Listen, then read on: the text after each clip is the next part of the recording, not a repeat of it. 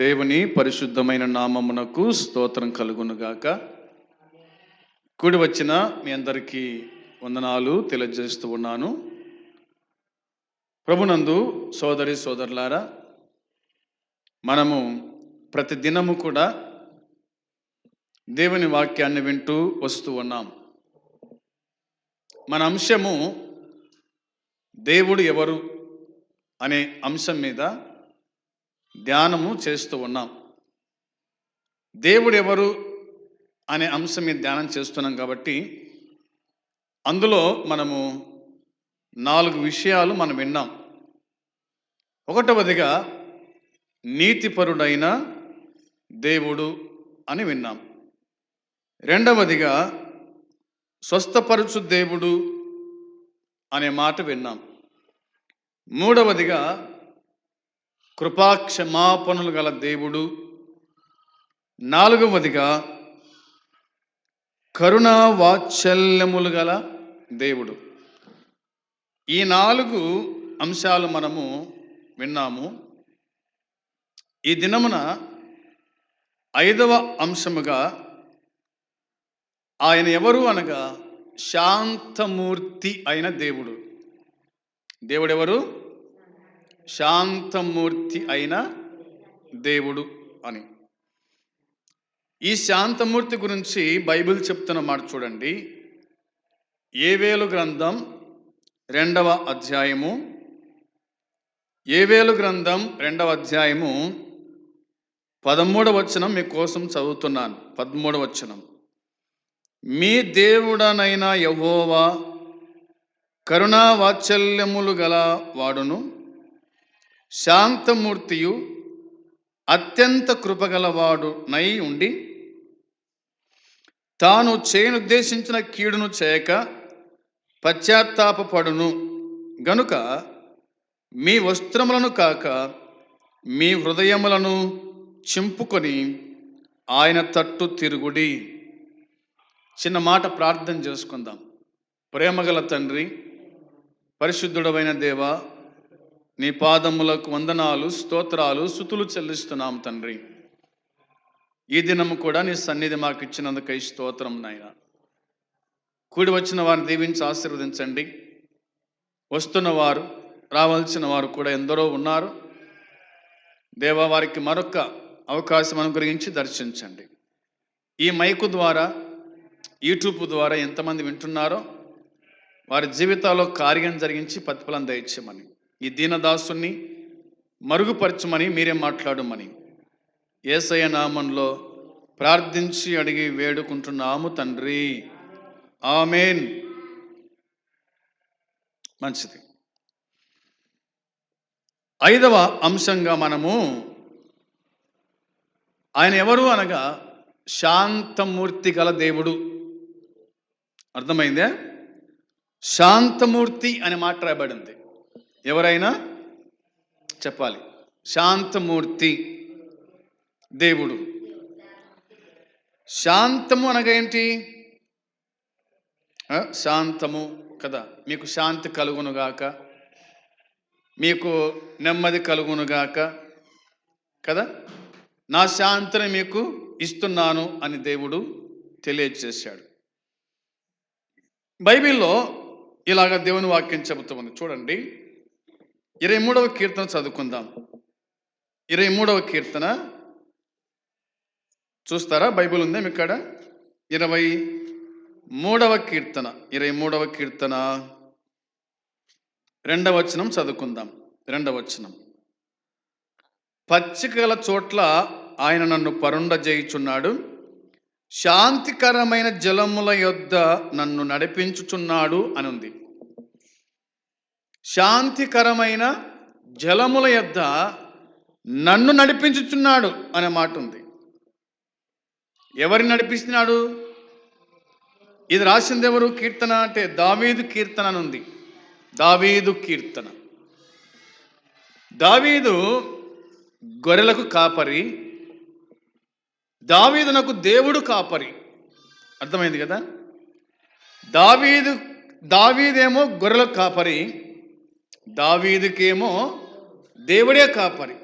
దేవుడే కాపరి. అందుకే ఇట్లా అన్నాడు ఆయన, యెహోవా నా కాపరి అన్నాడు. ఏమన్నాడు? యెహోవా నా కాపరి అన్నాడు. దేవుడు తనకు కాపరి కాబట్టి, కాపరి అయిన వాడు తన గొర్రెలను ఎక్కడ మేపుతాడు? అవునా? పచ్చిక గల చోట్ల ఆయన నన్ను పరుండజేయుచున్నాడు అన్నమాట ఉంది. పచ్చికను మేపుతాడు, పచ్చిక మీదనే పరుండ చేస్తాడు. అవునా? పచ్చికను మేపేవాడు అంటే గొర్రెలు తినేది వట్టిగడ్డి తినవు, గొర్రెలు తినేది పచ్చిగడ్డి తింటాయి. కాబట్టి శాంతికరమైన జలముల యొద్ద అన్నాడు. రెండో మాట ఏమిటి? శాంతికరమైన జలముల యొద్ద నన్ను నడిపించుచున్నాడు అనే మాట ఉంది. నడిపించుచు ఉన్నాడు, పరుండ చేయుచున్నాడు, నడిపిస్తూ ఉన్నాడు. వాక్యం చెబుతున్నమాట,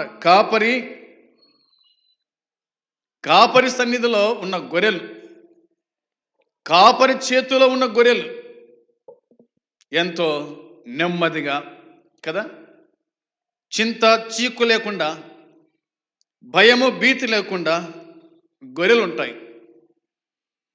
కాపరి ఉంటే గొర్రెలకు భయం ఉండదు, కాపరి లేకపోతేనే గొర్రెలకు భయం. ఎందుకని?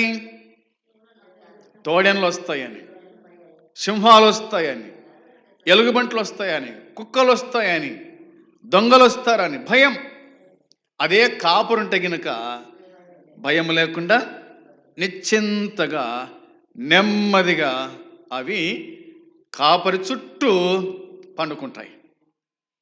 కాపరి ఉడక దాని ఇద్దనే ఉంటాడు, దూరం పోడు. అందుకని దావీదు అన్నాడు, నన్ను దేవుడు శాంతికరమైన జలముల యొద్దకు నడిపించును అన్నాడు.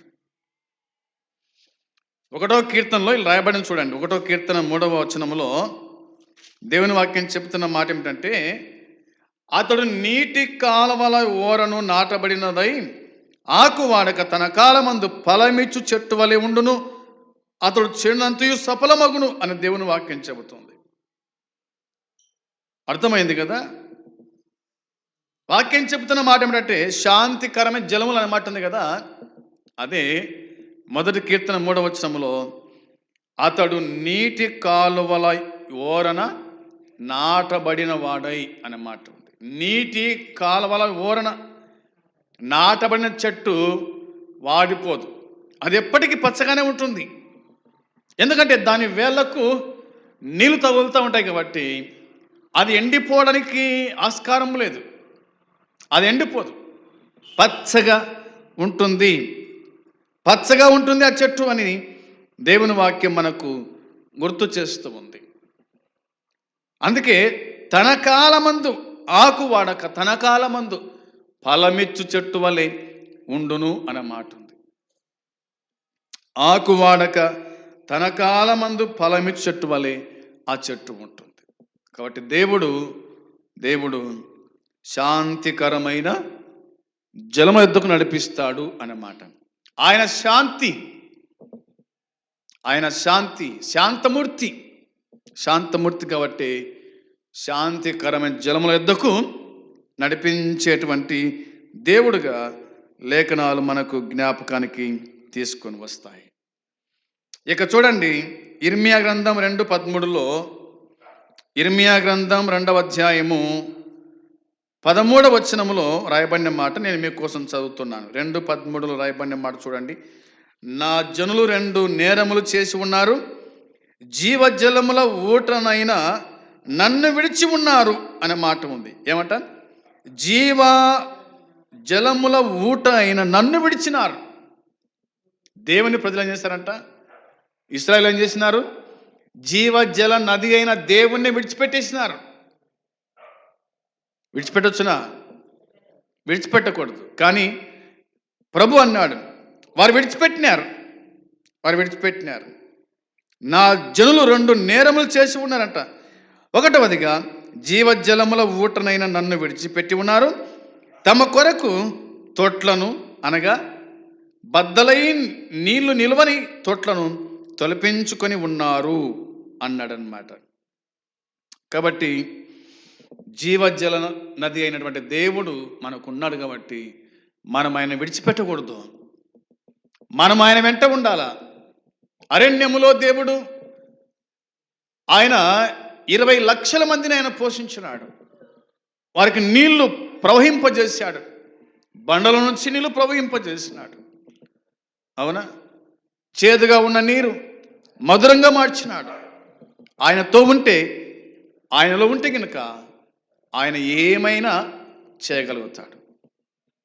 ఆయన ఆకలి తీర్చేవాడు, ఆయన దాహము తీర్చేవాడు, ఆయన నీ బాధను తీర్చేవాడు, నీ రోగాన్ని ఆయన తొలగించేటువంటి దేవుడుగా ఉన్నాడు అని దేవుని వాక్యం మనకు గుర్తు చేస్తూ ఉంది. ఇక దేవుని వాక్యం చెప్తున్న మాట ఏమిటంటే చూడండి, యోహాను సువార్తలో ఈ విధంగా రాయబడింది. యోహాను సువార్త చూడండి, బైబిల్లో ఉన్నవారు జ్ఞాపకం చేసుకుందాం. యోహాను సువార్త 7వ అధ్యాయము 37వ వచనం చూస్తారా? యోహాను సువార్త 7వ అధ్యాయము 37వ వచనంలో దేవుని వాక్యము చెప్తున్న మాటని మీకు కొంచెం చదువుతున్నాను. ఆ పండగలో మహాదినమైన అంత్య దినమున యేసు నిలిచి, ఎవడైనను దప్పికొన్న ఎడల నా యొద్దకు వచ్చి దప్పి తీర్చుకొనవలెను. నా యందు విశ్వాసముంచు వాడెవడో లేఖనము చెప్పినట్లు వాని కడుపులో నుండి జీవజల నదులు పారునని బిగ్గరగా చెప్పాను. తన యందు విశ్వాసముంచు వారు పొందబోవు ఆత్మను గూర్చి ఆయన ఈ మాట చెప్పాను. యేసు ఇంకనూ మహిమ పరచబడలేదు గనుక ఆత్మ ఇంకనూ అనుగ్రహింపబడి ఉండలేదు. సరే, దేవుని వాక్యం చెప్తున్న మాట జీవజలముగా పరిశుద్ధాత్మ గురించి ఇందులో రాయబడింది. యేసు ప్రభు అన్నాడు, అక్కడ పండగ జరిగిందట. ఏం జరిగింది చెప్పాలి? పండగ జరిగింది. ఆ పండగలో ప్రభు ఉన్నాడు. ఆ పండగ మహాదినమైన అంత్యదినమున, ఆ పండగలో మహాదినమైన అంత్యదినమున యేసు నిలిచి అన్నాడు, ఎవడైనా దప్పిగొన్న ఎడల నా యొద్దకు వచ్చి దప్పి తీర్చుకోవాలా అన్నాడు. మీకు దాహం అవుతుందా? అయితే మీరేం చేయాలా? దేవుని కాడికి వస్తే మీ దాహము తీరుతూ ఉంది. దేవుడు దాహము తీర్చేవాడు.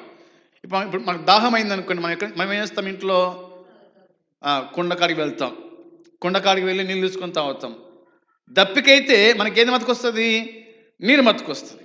అదేవిధంగా వాక్యం అనే నీరు మనకు కావాలంటే మనం ఎక్కడికి రావాలా?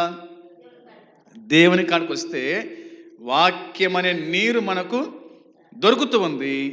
దేవుడు మన దాహాన్ని ఆయన చేస్తాడు, తీరుస్తాడు. ఆయన దాహము తీర్చేవాడు. కాబట్టి ఆయన పేరేం పేరు? శాంతమూర్తి. ఏం పేరు? శాంతమూర్తి. ఆయన శాంతమూర్తి అని బైబిల్ మనకు ఖండితంగా ఆజ్ఞాపిస్తూ ఉంది. అందును బట్టి దేవుని వాక్యం ఇలా చెబుతుంది. ఇదే యోహాను సువార్తలో చూడండి, యోహాను సువార్త 14వ అధ్యాయము 27వ వచనం చదువుతున్నాను.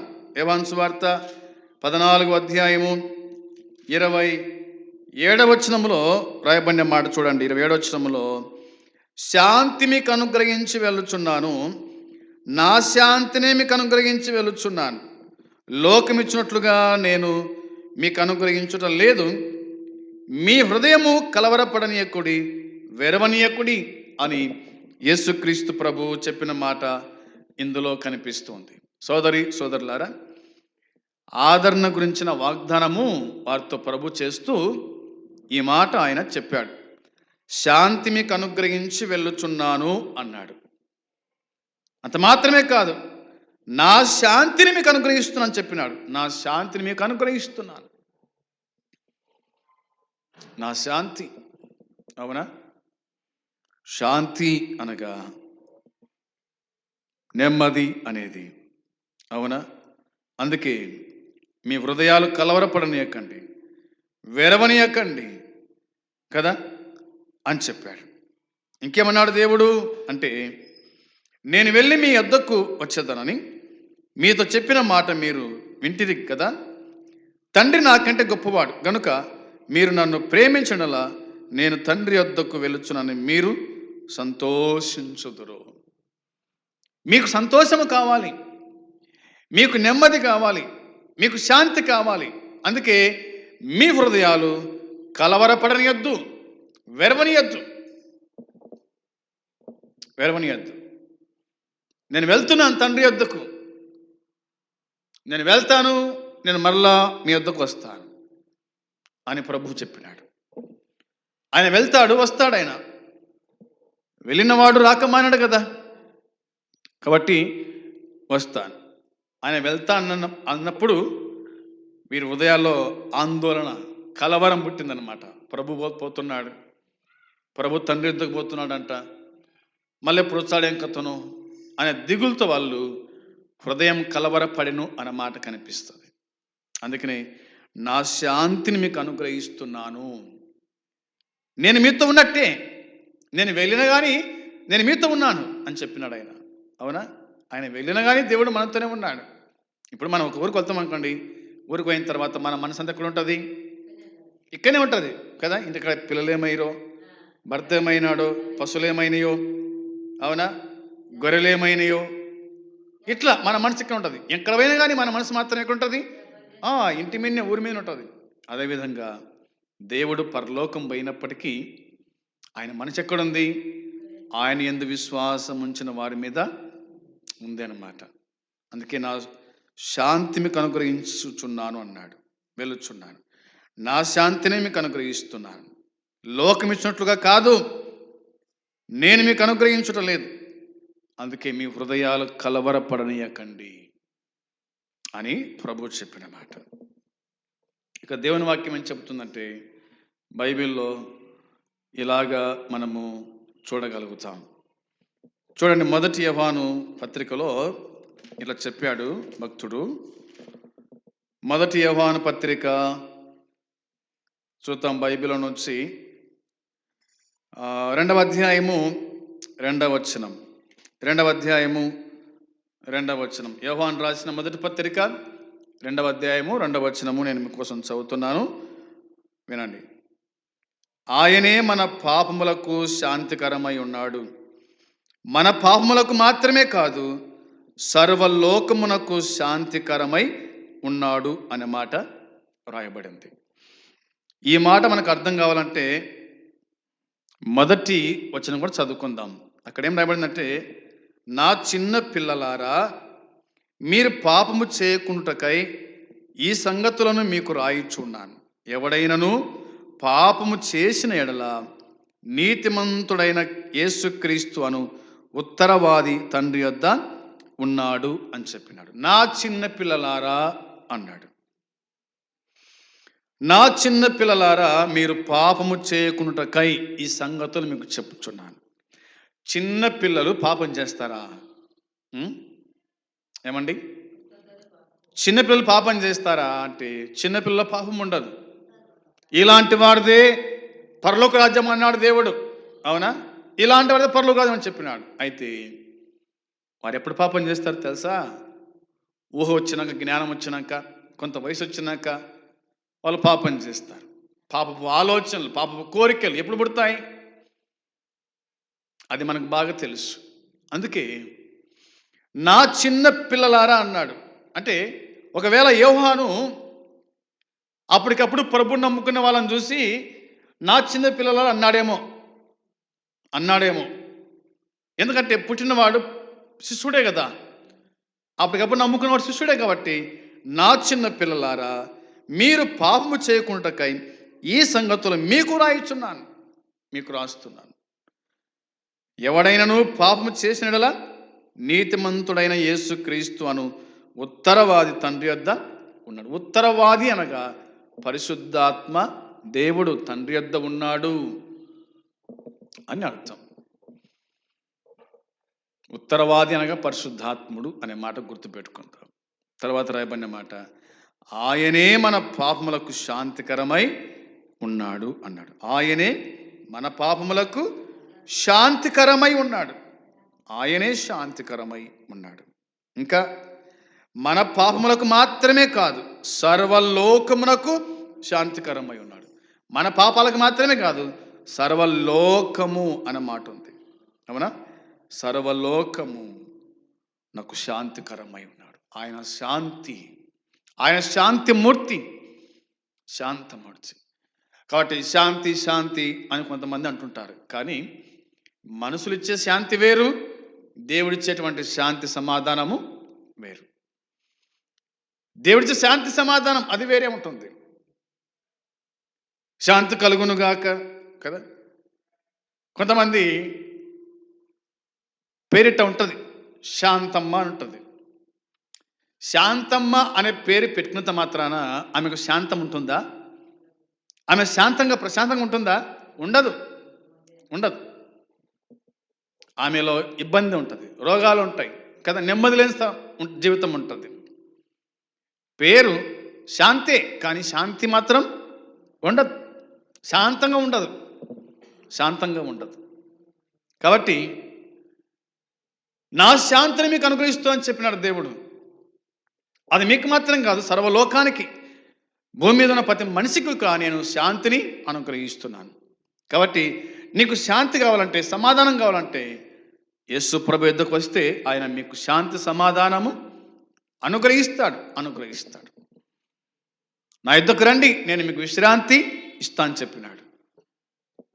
దేవుని వాక్యం మనకు అలా జ్ఞాపకానికి తీసుకొని వస్తుంది. ఇక చూడండి, 4వ అధ్యాయం చూద్దామా? 4వ అధ్యాయము 9వ వచనం. 4వ అధ్యాయము 9వ వచనంలో మనము ఆయన ద్వారా జీవించున్నట్లు దేవుడు తన అద్వితీయ కుమారుని లోకములోనికి పంపెను. దీని వలన దేవుడు మన యందుంచిన ప్రేమ ప్రత్యక్షపరచబడెను అన్నమాట ఉంది. వాక్యం చెప్తున్న మాట ఇక్కడ 1వదిగా మనము ఆయన ద్వారా జీవించున్నట్లు, మనం ఆయన ద్వారా జీవించాలా. మనకై మనము ఎవరిని జీవించలేం, మనకై మనం ఎవరిని బతకలేం. ఆయన ద్వారానే మనము బ్రతుకుచ్చుకుంటాం. ఆయన ద్వారా జీవించినట్లు 1వది. 2వదిగా దేవుడు తన అద్వితీయ కుమారుని లోకములోనికి పంపినాడు. అద్వితీయ కుమారుడు, జనదైక కుమారుడు అని రాయబడింది. 3వదిగా దేవుడు మన యందుంచిన ప్రేమ ప్రత్యక్షపరచబడెను. ఆయన ప్రేమమూర్తి, శాంతమూర్తి అనేది దేవుని వాక్యం గుర్తు చేస్తూ ఉంది. ఇంకా బైబిల్లో మనము దేవుని ప్రేమించుతామని కాదు, తానే మనల్ని ప్రేమించి మన పాపములకు ప్రాయశ్చిత్తమై ఉండుటకు తన కుమారుని పంపెను. ఇందులో ప్రేమ ఉంది. గమనించాలి ఈ మాటలు, వాక్యం చెప్తున్న మాట. మనము దేవుని ప్రేమించుతామని కాదు, తానే మనల్ని ప్రేమించినాడు. అవునా? దేవుడే మనల్ని ప్రేమించాడు ముందు, మనం కాదు. మనము దేవుని ప్రేమించలే, ఆయన ప్రేమించినాక మనము ప్రేమించడం మొదలుపెట్టినాం. అంతేనా కాదా? ముందు ఆయన ప్రేమించాడు. ఇంకేం రాబడిందంటే, మన పాపములకు ప్రాయశ్చిత్తమై ఉండుటకు తన కుమారుణ్ణి పంపెను. మన పాపములకు శాంతికరమైన ఉండడానికి, మన పాపాలు తొలగించడానికి ఆయన ఏమై ఉన్నాడంట? పశ్చాత్తాపమై ఉంటకు, అవునా, ప్రాయశ్చిత్తం చేయడానికి తన కుమారుని పంపాను. ఇందులో ప్రేమ ఉంది. దేవుడిని ప్రేమిస్తున్నాడు. నా ప్రియమైన సోదరి సోదరుడా, యవనస్తురాలా, పెద్దలారా, దేవుడు నిన్ను ప్రేమించినాడు. నిన్ను ప్రేమించే ఈ వాక్యము మీకు వినిపిస్తున్నాడు. మనం ప్రేమించలా దేవుణ్ణి, ఆయనే ప్రేమించాడు. కాబట్టి తన కుమారుణ్ణి ఈ లోకానికి పంపించినాడు. ప్రభు అయిన యేసుక్రీస్తు 2000 క్రితమైన ఈ భూమి మీద మనుషునిగా ఆయన పుట్టాడు. దాసుని స్వరూపం ధరించుకున్నాడు, రిక్తుడైనాడు. నీ కోసమై, నా కోసమై, ప్రజలందరి కోసమై ఆయన కలవరి శిలువలో తన ప్రాణాన్ని ఆయన పెట్టాడు, అర్పించినాడని దేవుని వాక్యం మనకు గుర్తు చేస్తూ ఉంది, మన జ్ఞాపకం చేస్తూ ఉంది. కాబట్టి ఆ ప్రభు అయిన యేసుక్రీస్తుని గురించి ఇందులో మనము చూడగలుగుతున్నాం. ఇంకా బైబిల్ చెప్తున్నామంటే, ప్రియులారా, దేవుడు మనల్ని ఇలాగూ ప్రేమింపగా మనం ఒకరినొకరిని ప్రేమింపబద్ధులమై ఉన్నాం అని దేవుని వాక్యం చెబుతుంది. అంత మాత్రమే కాదు, ఆయన మనల్ని ప్రేమించి ఏం చేశాడంటే, ఆయన చూడండి, వాక్యంలో చూద్దాం, యోహాను సువార్త 1వ అధ్యాయంలో ఇలా దేవుని వాక్యం చెబుతుంది. యోహాను సువార్త 1వ అధ్యాయము 29వ వచనములో రాయబడింది. 29వ వచనంలో రాయబడిన మాట చూడండి. మరునాడు యోహాను తన యొద్దకు రాగా చూచి యేసు తన యొద్దకు రాగా చూచి, ఇదిగో లోక పాపమును మోసుకొని పోవు దేవుని గొర్రెపిల్ల అనే మాట ఉంది. యేసు దేవుని గొర్రెపిల్ల, యేసుక్రీస్తు దేవుని గొర్రెపిల్ల. అందుకని దేవుడు తనకు కాపరి. యేసు ప్రభుకి ఎవరు కాపరి? దేవుడు. అందుకే ఇక్కడ యేసు దేవుని గొర్రెపిల్ల అన్న మాట ఉంది. అందుకే యోహాను అన్నాడు, యేసు తన యొద్దకు రాగా చూచి, ఇదిగో లోక పాపమును మోసుకొని పోవు దేవుని గొర్రెపిల్ల. లోక పాపమును మోసుకొని పోవు దేవుని గొర్రెపిల్ల. లోకములో ఉన్న ప్రతి మానవుడు ఏం చేశాడంట? పాపము చేశాడు. ప్రతి మానవుడు పాపం చేశాడు. పాపము లేని మనిషి భూమి మీద లేడు. అవునా? పాపము లేని మనిషి భూమి మీద లేడు. మీలో పాపము లేదని, అవునా, మీలో పాపము లేదని ఒకవేళ మీకు తెలిస్తే గనక, ఇదిగో ఈమె మీద రాయి వేయండి అన్నాడు దేవుడు. చిన్నలు మొదలుకొని పెద్దల వరకు అందరూ పారిపోయినారు. అందరిలో ఏదో ఒక పాపం ఉంది.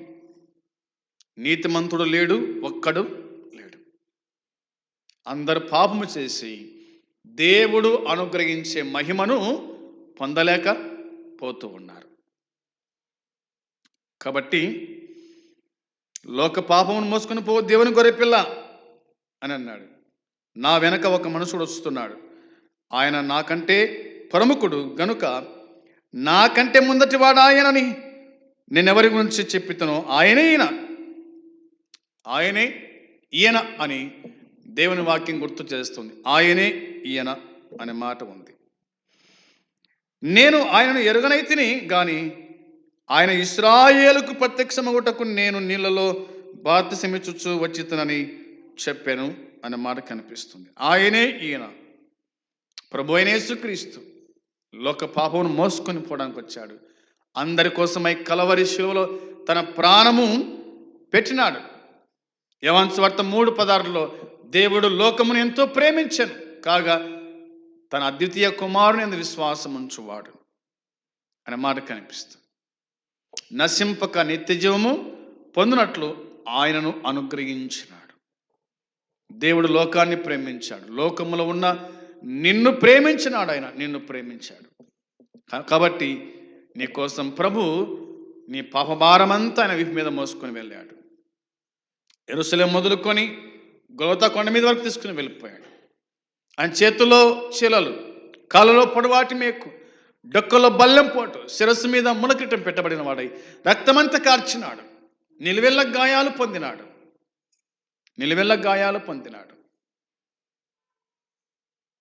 రక్తచిత్తుడైపోయినాడు. తండ్రి వీరేమి చేయుచున్నారో వీరికి క్షమించు అన్నాడు. అందరిని క్షమించే దేవుడు, అందరి పాపాలు క్షమించే దేవుడు. నువ్వు ప్రభు యొద్దకు వస్తే నీ పాపాలు ఆయన ఏం చేస్తాడు? క్షమిస్తాడు. దేవా నేను పాపిని, నువ్వు రక్షకుడు, నా పాపాలు క్షమించయ్యా అంటే ఆయన క్షమిస్తాడు. ఒప్పుకుంటావా ఈ రాత్రి వేళ? ఒప్పుకుంటావా ఈ ఉదయకాలం వేళ? నేను పాపిని, నువ్వు రక్షకుడవు, నా పాపాలు క్షమించు తండ్రి అంటే ఆయన పాపాలు క్షమిస్తాడు. ఆయన శాంతిని అనుగ్రహిస్తాడు, నెమ్మది అనుగ్రహిస్తాడు. నువ్వు చనిపోతే దేవుని రాజ్యం నీకు ఇస్తాడు. అలా కావాలంటే మోకరించు. నువ్వు ఎక్కడున్నావా సరే, మంచం మీద ఉన్నావా, రోడ్డు మీద తిరుగులాడుతున్నావా, ఎక్కడో సరే కళ్ళు మూసుకో. నేను మీకోసం ప్రార్థన చేస్తూ ఉన్నాను. ప్రార్థన చేద్దామా? మంచిది. దేవానికి స్తోత్రం, స్తుతులు చెల్లిస్తున్నాము నాయన. చెప్పబడిన వాక్యం దీవించుతాను, ఆశీర్వదించండి. ఎంతమంది వాక్యాన్ని వినిరో వారి జీవితాల్లో కార్యం జరిగించి ప్రతిఫలం దయచేసి కాపాడి సహాయం చేయమని ప్రార్థన తన కృప చూపించండి. దేవా, అందరిని ప్రేమించిన వాడవు, అందరి కోసమై ప్రాణం పెట్టిన దేవుడు, సమాధి చేయబడిన దేవుడు, తిరిగి లేచిన దేవుడు, నీకు వందనాలైన స్తోత్రములు స్తుతులు చెల్లించుకుంటున్నాం. ప్రభువా, ఈ గ్రామం అంతటిని దీవించి ఆశ్రయించి మీరు రక్షించమని, ఏ పాపియు నరకానికి పోకుండా పాపాలు ఒప్పుకొని నీ యందు విశ్వాసం ఉంచి రక్షించబడి నీ రాజ్యం చేరే కృప దయచేయమని ప్రభువానికి స్తోత్రం స్తుతులు చెల్లిస్తున్నాం తండ్రి. మైకు ద్వారా, యూట్యూబ్ ద్వారా ఎంతమంది విన్నారో వారి జీవితాల్లో కార్యం జరిగించి ప్రతిఫలం దయచేయమని, కాపాడమని యేసయ్య నామంలో ప్రార్థిస్తున్నాము తండ్రి. ఆమేన్. తండ్రైన దేవుని ప్రేమ, ప్రభు అయిన యేసుక్రీస్తు కృప, పరిశుద్ధాత్మ సన్నిధి సహవాసం కూడి వచ్చిన మనకు సకల పరిశుద్ధులకు ఇప్పుడు ఎల్లప్పుడూ సదాకాలము తోడై ఉండునుగాక. ఆమేన్. అందరికీ వందనాలమ్మా, అందరికి వందనాలు.